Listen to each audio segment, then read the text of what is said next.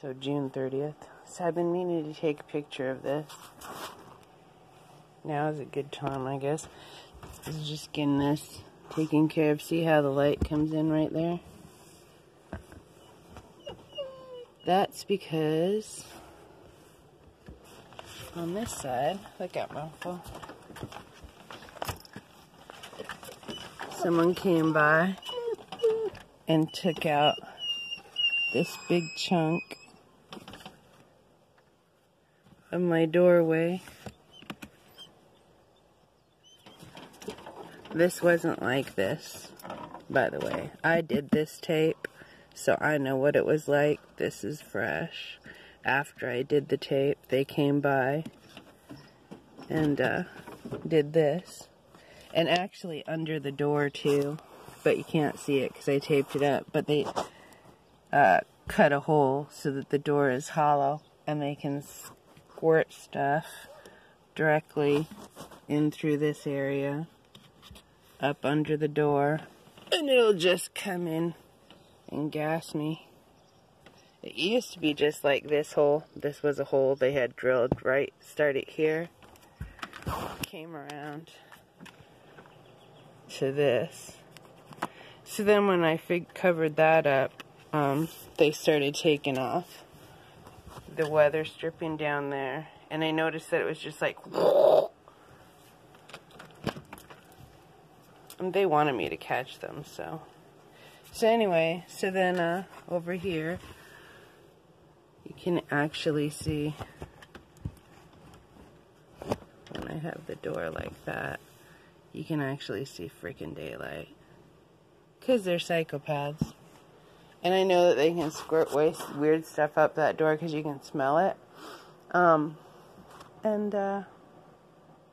because frankly, every time I close the gaps, they come over and they make new gaps. So you can tell that it's really super important for them and to their deal to have this area be really accessible. Then out here too, I'm just going to say again, so now it's getting put back together. But all these were out, and they started out in, now they're getting put back in. It's good because I can't work with metal. Same like they squished down that thing up there. I don't know if I can get it. My J-lip. I mean, talking about domestic abuse and domestic violence. Took that down one time. I had gotten a board put across there. They're really desperate for it to be leaky. Came over, this was on the 17th. We went out for a walk, came back, and this had been all unscrewed so that it's gapping out.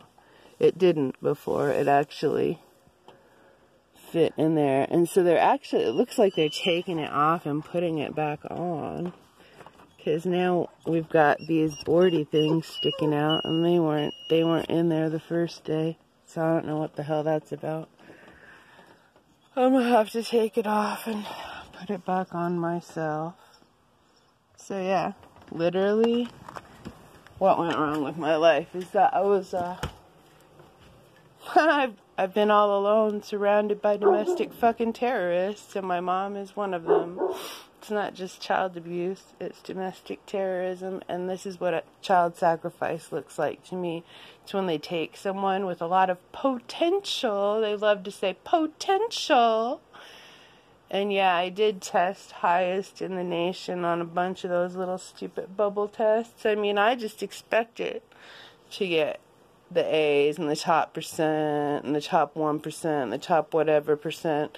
It was just normal to me. I didn't even really process that I was going against everyone in the United States of America. And so I had a lot of potential, and so child sacrifice by satanic people looks like my childhood. They just take a baby and they just start fucking with that baby, fucking with that baby, fucking with that baby. And the baby has to be like a perfect baby. It has to be beautiful. It has to be smart. It has to have a lot of potential for them to warp and twist and bend and destroy. So that's what a child sacrifice looks like to me. I'm actually a living, breathing, talking child that's been sacrificed for half a century now. People love hanging around me because fucking when they do mean things to me, then whoever it is that leads this underground fucking disgusting network of disgusting, horrible people rewards them financially.